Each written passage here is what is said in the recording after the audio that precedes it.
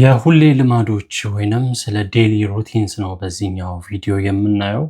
ከአርት ኦፍ ሌዚነስ ከሚለው መጽሐፍ ላይ የምናየው ነው። እዚህ ጋር በየቀኑ የምታደርገውን ነገር እስካልቀየርክ ድረስ ህይወትህን በጭራሽ መቀየር አትችልም።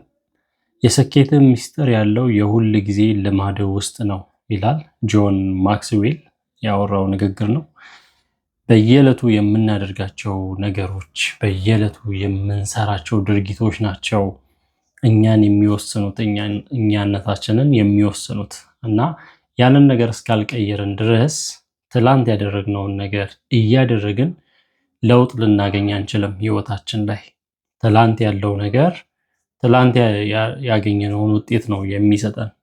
ከዚህ በፊት ያደረግነው ነገር ዛሬ ያለንበትን ነገር ነው የሚያደርገው። ስለዚህ ሌላ ነገር እስከፈለግን ድረስ የተሻለ ነገር አሪፍ ነገር እስከፈለግን ድረስ ልማዳችንን በየዕለቱ የምናደርገውን ድርጊቶቻችንን መቀየር ነው ያለብን የሚል ሐሳብ ነው። የሁል ጊዜ ልማድ ማበጀት በጣም ጠቃሚ ነው። የዴይሊ ሩቲን የሚባል ነገር በየዕለቱ የምናደርገው የምንደጋግመውን ነገር ማበጀት እጅግ በጣም ጠቃሚ ነው። የምትከተለው የሆነ ልማድ ሊኖር ይገባል። በየዕለቱ ልማድ አድርገህ የምትከተለው የምትደጋግመው ነገር ሊኖር ይገባል። ጥሩ ልማድ ከሌለ ስራህን ያለማቋረጥ ልትሰራ አትችልም። ይሄ ኮንሲስተንሲ የምንለው ነገር ነገሮችን በቀጣይነት ማድረግ ሳያቋርጡ ማድረግ። ብዙ ጊዜ የሆነ ነገር እንጀምራለን ይቋረጣል መሃል ላይ። ያም የሚሆነው ልማድ ጥሩ ልማድ ከሌለን ነው።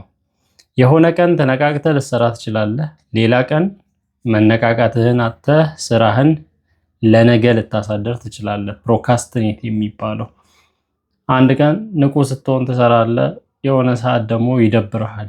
ይሄ ልማድ ድግግሞሽ የምደጋገመው ነገር ከሌለ የሚፈጠር ነገር ነው። የሁሌ ልማድ እንዳታቋርጥ ያግዝሃል። ይሄ ኮንሲስተንሲ ላይ በጣም ያግዛል። የሁል ጊዜ ልማድ ዴይሊ ሩቲን በሚሆንበት ጊዜ የበለጠ ትኩረት እንድታደርግ ያግዝሃል። ጠቃሚ ስራዎችን እንድትጨርስ ያግዝሃል። የሁሌ ልማድ ከሌለን ወሳኙን ሳይሆን ቀላሉን ስራ መስራትን ነው የምንመርጠው። ምን ደጋግመው ነገር ከሌለ የሁል ጊዜ ልማድ ከሌለ ዝም ብለን የምንነሳ ከሆነ ዛሬ ከእንቅልፋችን ዝም ብለን ተነስተን ዝም ብለን ምንውል ከሆነ የምናደርገው አክቲቪቲ ቀላሉን ነው እንጂ ወሳኙን የሆነ ነገር አይደለም የምናደርገው። ለምን የትኛው ወሳኝ እንዳልሆነም ለይተን አናቅም። ስለዚህ እኔ በየቀኑ የማደርገው ቀኔን ሳልጽፍ የዋልኩ ቀን በጠዋቱ ተነስቼ ቀኔን የዛሬ ውሎዬን ሳልጽፍ የዋልኩ ቀን በጣም የባከነ ውሎ ነው የምውለው፣ የተመታ ውሎ ነው የምውለው። ምን እንደማደርግ አላቅም። ቀጣይ ምን እንደማደርግ ምን እንደምሰራ ምን እቅዶች እንዳሉኝ የቱ ወሳኝ ያልሆነ እንደሆነ አላቅም። እና በጣም ይሄ ቀንን ጽፎ መዋል በጣም ወሳኝ ነገር ነውና እጽፋለሁ። እዚህ ጋር ሰዓት ከፋፍዬ ከነቃውበት ሰዓት ጀምሮ እስከ ሚመሽ ድረስ ያለውን እስከምተኛበት ያለውን እያንዳንዱ ሰዓት ወሳኝ ነገሮችን እጽፋለሁ። ስንት ሰዓት አለኝ፣ ምን ሰዓት አለኝ፣ በዛ ሰዓት ምን እሰራለሁ የሚለውን እንደዚህ ነው የምጽፈው። እና ይሄን ዴይሊ ደጋግመዋለሁ፣ ዴይሊ ያደርገዋለሁ። ከዛ ደግሞ ስፔሲፊክ ስራዎች አሉ የምሰራቸው በሆነ ሰዓት የሆነ ነገር ጠዋት ላይ ማረጋቸው፣ ከሰዓት ማረጋቸው፣ ማታ በየዕለቱ የምደጋግማቸው ነገሮች አሉ። በየዕለቱ የሚደጋግሙ ነገሮች አሉ። እና እነዚህን ነገሮች መጻፍ ጥቅሙ ምንድነው? የትኛውን ስራ ልስራ፣ የትኛውን ስራ በየትኛው ሰዓት ልስራ፣ ምን ያህል ትርፍ ሰዓት አለኝ፣ ምን ያህል የመስሪያ ሰዓት አለኝ፣ ምን ያህል ደግሞ መስራት ማልችልባቸው ሰዓታት አሉ። ለምሳሌ በቀን ውሏችን ላይ ግዴታ የሚሆኑ ስራዎች አሉ። በእነዛ ስራዎች ላይ ሌላ ስራ ልንደርብ አንችልም። ሌላ ደግሞ የፈለግነውን የምንሰራበት ፍሪ ታይም አለን። በዛ ሰዓት ደግሞ ማንኛውንም ነገር መስራት የምንችልበት ሰዓት ነው ያ። ስለዚህ የትኛውን ስራ ልስራ፣ የትኛው ሬሌቫንት ነው፣ የትኛው ወሳኝ ነው፣ የትኛው ደግሞ ወሳኝ ያልሆነ ነው የሚለውን ለይተን እንድናቅ ይሄ ቀናችንን መጻፍ። ድጋሚ ደግሞ ሩቲን ያስፈልገናል። ምንደጋግመው ነገር ያስፈልገናል። ያ ማለት የሆነ ቀን ማለት በየቀኑ በዚህ ሰዓት ይሄንን እሰራለሁ ይሄንን አደርጋለሁ የሚል ሩቲን ያስፈልገናል። ስለዚህ ግን እንደዚህ ማንጽፍ ከሆነ ሩቲን ማይኖረን ከሆነ ምን ይሆናል? ምን እንደምንሰራ አናውቅም። ጀስት አሁን ላይ የመሰለንን ነገር እያደረግን እንውላለን። ቀናችንን ከዋልን በኋላ ደግሞ እርካታም አናገኝም፣ ሳቲስፋክሽን አናገኝም። ስለዚህ የሁሌ ልማድ ይሄን ኮንሲስተንት እንድንሆን ያደርጋል። አንደኛ ሳናቋርጥ እንድንቀጥል ያደርገናል። በየዕለቱ የምታደርገው ነገር ነገህን ይወስነዋል። አንተ ባለፉት ጥቂት ዓመታት ያደረግካቸው ነገሮች ድምር ውጤት ነህ። ማንነትህን ለመቀየር በየዕለቱ የምታደርጋቸውን ነገሮች መቀየር አለብህ። በቃ አንተ ማለት እኛ ማለት በየዕለቱ የምንደጋግማቸው በየዕለቱ የምናደርጋቸው ነገሮች ድምር ውጤት ነው። በየዕለቱ የምናነባቸው መጽሐፍት ድምር ውጤት ነው። በየዕለቱ የምንውልባቸው ቦታዎች፣ በየዕለቱ የምንጠቀማቸው ሶሻል ሚዲያ ላይ ስፔንት የምናደርጋቸው ነገሮች ድምር ውጤት ነን እኛ።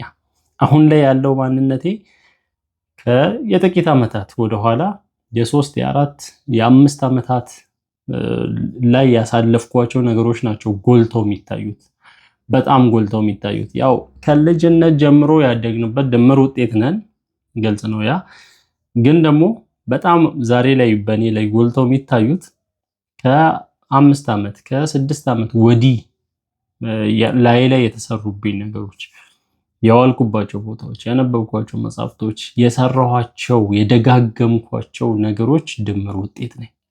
ስለዚህ ማንነትን የሚወስን ነገር ነው ማለት ነው። ይሄ who you are that is who you are የሚባለው that is who am I የሚባለው አይነት ነገር እኔ በቃ እንዲህ ነኝ የምትለው ያ ማንነት በየዕለቱ የምትደጋግመው ነገር ነው የሚሆነው። ስለዚህ በጣም ወሳኝ ነገር ነው፣ አንተነትህን የሚወስን ነገር ስለሆነ በየዕለቱ የምትደጋግመው ነገር ላይ ጥንቃቄ ማድረግ አለብህ። ሆነ ማየት የምትፈልገው ሰው ያንን ሰው ለመሆን ያንን ነገር ደጋግመው። በጣም አዋቂ ለመሆን በጣም በአይምሮ ያደገ ሰው ለመሆን በየዕለቱ መጽሐፍትን በደንብ አንብብ፣ በደንብ ስራ።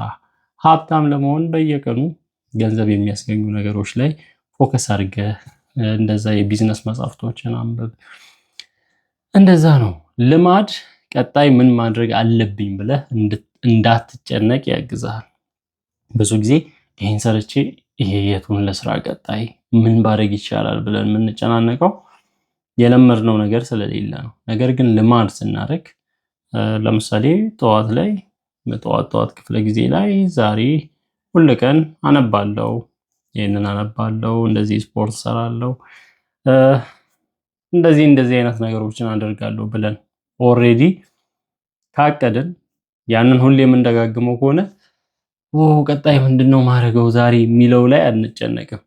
ይሄን ላድርግ ይሄን ለስራ የሚለው ላይ አንጨነቅም። ለምን ኦሬዲ እናውቀዋለን፣ ሰውነታችን ይለምደዋል። ስለዚህ በዛው እንቀጥላለን ነው። ቀላሉን ሳይሆን ትክክለኛውን ምርጫ ምረጥ። ሁሉ ጊዜ ስትመርጥ ብዙ ጊዜ አሁን እንዳልኳችሁ ልማድ ከሌለን ቀላሉን ነገር ነው የምናደርገው። ወሳኝ ነገሩን ትተን ህይወታችንን የሚለውጠው ኢምፕሩቭ የሚያደርገው የሚያሻሽለውን ማንነታችንን የሚቀይረውን ነገር ትተን ቀላሉን ነው የምናደርገው፣ ልማድ ከሌለን እቅድ ከሌለን። ነገር ግን ማድረግ ያለብን ቀላሉን ምርጫ ሳይሆን ማድረግ ያለብን ወሳኙን ትክክለኛውን ምርጫ ነው መምረጥ ያለብን። ሁሉ ጊዜ ብቻህን ተቀመጥ የሚል አለ። የሰው ልጅ ሁሉም ችግሮች የሚመነጩት ብቻችንን ክፍል ውስጥ ዝም ብለን መቀመጥ ስላቃተን ነው ይላል ብሌዝ ፓስካል። ፓስካል እንግዲህ የፓስካል ፕሪንሲፕል ፊዚክስ ላይ እናውቃለን። እሱ የሚለው የሰው ልጆች ሁሉም ችግሮች የሚመነጩት ዝም ብለው ስለማይቀመጡ ነው። እና ተቀምጠ ከራስ ጋር ተነጋገር። ጸጥ ብለህ የሆነ ክፍል ላይ ጀስት ጸጥ ብለህ ተቀመጥ። ብቻህን ተቀምጠ በህይወቴ ምን እያደረኩ ነው? የማደርገው የትኛው ድርጊቴ ነው ህይወቴን ከማሻሻል ይልቅ የከፋ የሚያደርገው የሚለውን ማሰብ አለብህ ይላል። ቁጭ ብለህ ምንድነው ያደረኩ ያለሁት? ማደርገው ነገር ጥቅሙ ምንድነው የሚለውን ሁላ ማሰብ አለብህ። ምንድነው? ዝም ብሎ እኮ የሆነ ነገር ማድረግ አይደለም። ሰው ስለሆንክ ማድረግ ስለቻልክ ዝም ብለህ ማድረግ ሳይሆን ምንድነው እያደረኩ ያለው? ለምንድነው እያደረኩ ያለው? መጠየቅ አለብህ። ምን ማድረግ አለብኝ? እስካሁን እያደረኩ ካለሁት ነገር ህይወቴን የከፋ ነገር ውስጥ እየከተተ ያለ እየጠቀመኝ ያልሆነ ነገር ምንድነው? መለየት እና ይህንን ቀላል ድርጊት በየቀኑ ከ5 እስከ 10 ደቂቃ ደጋግመው ይላል። እንደው 30 ቢሆንም በጣም አሪፍ ነው። ምን ይሆናል መሰለ እና ስለ ህይወትህ ግልጽ የሆነ መረዳት ታገኛለህ። ክሊር ይሆናል አይምሮ፣ ታውቃለህ፣ ታገኛለህ። ግልጽ የሆነ መረዳትን ስለ ህይወትህ መተው ያለብህን ነገር ታያለህ። ማስቀጠል ያለብህን ነገር ቀጣይ ላይ ምን ማድረግ አለብኝ እና በተለይ በቀን የራስ ጊዜ እንደማሳለፍ አሪፍ ነገር የለም። ቁጭ ብሎ ማሰብ። ብዙ ጊዜ ቢዚ ነን። የራስ ስራ እንሰራለን። ከራስ ስራ ደግሞ እንደ መዝናኛ ብለን የምናስበው ወይ ሶሻል ሚዲያ ነው ወይ ሙቪ ማየት ነው ምናምን። የሆነ ቁጭ ብለን ጸጥ ብለን ራሳችንን የምንጠይቅበት ሰዓት የለንም። እቺን ከ5 እስከ 10 ደቂቃ በየቀኑ አድርጉ ይላል። ትኩረትን የሚሰርቁ ነገሮችን ሁሉ አስወግድ። ትሮጃን በግሪክ እና በትሮይ በምትባል ከተማ መሃል የተደረገ ትልቅ ጦርነት ነው።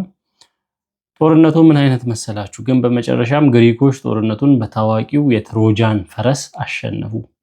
የትሮጃን ፈረስ ማለት ውስጡ ባዶ የሆነ ግዙፍ የእንጨት ፈረስ ሰሩና ግሪኮች የትሮይ በሮች ፊት ትተው ሸሹ። ትሮይ የምትባል ከተማ አለች። ለብዙ ዓመታትን የፈጀ ጦርነት ነው በግሪክ እና በትሮይ መሃል ያለው ጦርነት። እና ግሪኮች ምን አደረጉ? የትሮጃን ፈረስ ከእንጨት የተሰራ በጣም ግዙፍ ፈረስ ነው፣ ውስጡ ባዶ ነው። እና ያንን ፈረስ ሰርተው ምን አደረጉ? የትሮይ በር ላይ አስቀመጡ። የትሮይ በር ላይ አስቀምጠው ምንድነው ያደረጉት? ሸሹ። ወታደሮቹ ሲሸሹ ትሮዮች መጥተው አዩና ይህንን ፈረስ የትሮጃን ፈረስ አስቀምጠው እንደሄዱ ባዩ ጊዜ ወታደሮቹ ሸሽተዋል። እንደተሸነፉ አሰቡ ማለት ነው። ጦርነቱን እንደተሸነፉ ዲስትሮይድ እንደሆኑ እንደሸሹ በማሰብ ያንን ፈረስ ግቢያቸው አስገብተው ከበሩ ውስጥ አስገብተው አጥር ውስጥ አስገብተው ገቡ እና አሸንፈናል አይነት ነገር። ሲመሽ ምን ሆነ? እዛ ትሮጃን ፈረስ ውስጥ ለካ የግሪክ የሰለጠኑ ወታደሮች አሉበት። እነሱ ወጡና ከፈረሱ ሆድ ውስጥ ወጡና በሩን ከፈቱ። የትሮይን በር የግሪክ ወታደሮች ሰራዊቶች ሸሽተው የነበሩት እዚህ በር ላይ እየጠበቁ ነው። በሩን ከፈቱ፣ እንዳለ ሰራዊቱ ገባ፣ ትሮይ ወደቀች። ስለዚህ ምንድነው ረብሻ እንደ ትሮጃን ፈረስ ነው ይላል እዚህ ጋር። ከረብሻ ጋር ሊያገናኝ ዲስትራክሽን እንደ ትሮጃን ፈረስ ነው። ምን ያደርጋል? ትኩረትህንና ውጤታማነትህን ያጠፋል። የተሰወሩ ረብሻዎችህን እወቃቸው። ምንድነው የተሰወሩ ረብሻዎች? የሚረብሹን ግን ማናቃቸው እነዛን ነገሮች እወቃቸው። እንደ ትሮጃን ፈረስ የትሮጃን ፈረስ እዛ ውስጥ የትሮጃን ፈረስ ሆድ ውስጥ እዛ ባዶ ነገር ውስጥ ተቀምጠዋል፣ ተደብቀዋል ወታደሮቹ። ትሮዮች አላወቁም ይሄንን። ስለዚህ የተሰወሩ ረብሻዎችን እንደዛ እንደ ትሮጃን ፈረስ ነው ድንገት ይወጣና ያጠፋዋል ነው። ረብሻ ብዙ ዋጋ ያስከፍላል። የሆነ ነገር ለ2 ደቂቃ ቢረብሽ እንኳን 10 ደቂቃ ነው የሚቃጠለው። ምክንያቱም ተመለሰ ትኩረት ውስጥ ለመግባት ጊዜ ስለሚወስድ። በተለይ ይሄ ጥናት ላይ መጽሐፍ ስታነብ ቀስ ብሎ ነው ወደ ሙድ ውስጥ የሚገባው ወይንም ወደ ትኩረት ውስጥ የሚገባው። ትኩረት ውስጥ ገብተህ ስታነብ በጣም ፕሮዳክቲቭ ትሆናለህ። ደስ ይላል፣ ደስ እያለ ነው የምታነበው። ግን ድንገት የሆነ ስልክ ላይ ኖቲፊኬሽን ሲገባ እንዲህ ያነበብክ ትወጣለህ፣ ታያለህ። 2 ደቂቃ ነው ያቃጠልክ የሚመስልህ፣ ከ10 ደቂቃ በላይ ነው። ለምን? ተመልሰ ቅድም ወደ ነበርክበት ትኩረት ለመመለስ ብዙ ደቂቃ ነው የሚፈጀው። ስለዚህ ትኩረትን የሚሰርቁ ማንኛውም ነገሮችን ማጥፋት አለብህ። በተለይ የሞባይል መተግበሪያዎች ናቸው። በዚህ በዘመናዊው ዓለም አፕሊኬሽንስ ናቸው። እንደዚህ ኖቲፊኬሽንስ ይመጣሉ። ጌም አለ፣ ሶሻል ሚዲያ አለ። ብቻ የሆነ እንደ መዝናኛ እናስባለን፣ አይደለም ከትኩረት ይሄ ቶሎ ቶሎ የሚያወጡ ነገሮች አሉ ከትኩረት። ከነዛ ነገሮች ጥንቃቄ ማድረግ አለብን ነው። ዘ አርት ኦፍ ሌዚነስ እንደዚህ በዚህኛው ርዕስ እንደዚህ በቃ ትኩረት ማድረግን የሁሌ ልማድን ሩቲንን ለማሳየት ሞክሯል። ቤስት መጽሐፍ ነው፣ አንብቡት። ዘ አርት ኦፍ ሌዚነስ የሚለውን መጽሐፍ አንብቡት። በዌብሳይትም አለ፣ ወደ አማርኛ እየቀየርኩት እየለቀኩት ነው። ቴሌግራማችን ላይ ማግኘት ትችላላችሁ፣ ኢትዮጵያን ኤዱኬሽን ላይ።